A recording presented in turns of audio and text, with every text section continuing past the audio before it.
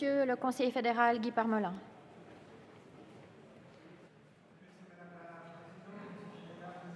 Messieurs les membres du Conseil national. Suite aux conséquences liées à la pandémie du Covid-19, le Conseil fédéral a adopté de nombreuses mesures temporaires dans le but de faire face à une situation sans précédent. Il a notamment étendu de mars à fin mai la couverture de l'indemnité en cas de réduction horaire du travail RHT, Kurzarbeit, Entschädigung, aux conjoints partenaires de l'employeur occupés dans l'entreprise de ce dernier. Il s'agissait là, mesdames et messieurs, d'une mesure exceptionnelle pour une situation exceptionnelle. La Suisse était alors en confinement et les activités économiques au plus bas. La mesure a pris fin avec la levée de la majorité des restrictions et la réouverture de l'économie. Il est important maintenant de revenir à la normalité. La loi sur l'assurance chômage fixe en effet que les conjoints et partenaires, comme les personnes ayant une position assimilable à celle d'un employeur, n'ont pas le droit à cette indemnité. L'exclusion de l'employeur et de son conjoint partenaire a été explicitement voulue par le législateur et confirmée par le tribunal fédéral. Pourquoi? Parce que l'employeur peut lui-même déterminer quand et dans quelle proportion recourir au chômage partiel pour lui et son conjoint ou partenaire, et donc sa propre indemnisation.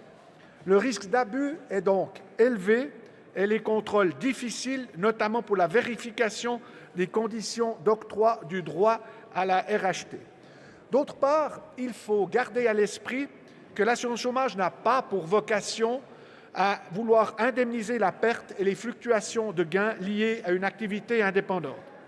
La RHT vise, et c'est important de le rappeler, c'est inscrit dans la loi, à indemniser uniquement la perte de travail déterminable et contrôlable du travailleur ayant un simple statut de salarié.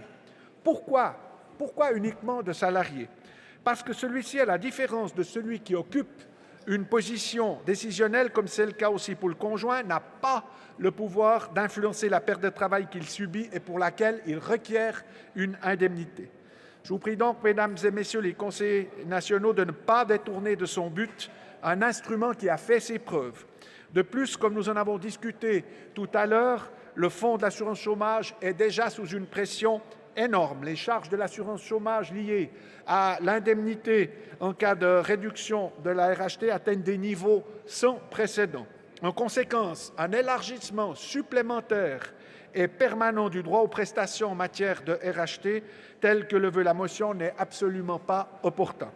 Le Conseil fédéral reconnaît néanmoins qu'il existe des entreprises particulièrement touchées en raison des directives sanitaires en vigueur dans certains secteurs.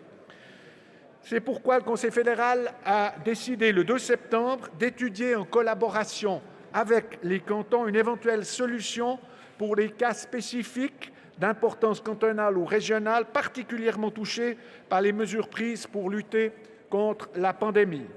La suite de la procédure va donc être déterminée d'entente avec les cantons. Pour en revenir à la RHT, cet instrument, encore une fois, a fait ses preuves. Il s'agit aujourd'hui, mesdames et messieurs, de ne pas ouvrir une brèche et de détourner cet instrument de sa vocation. Au nom du Conseil fédéral, je vous prie de rejeter la motion et de suivre la minorité de votre commission. Je vous remercie. Nous passons au vote.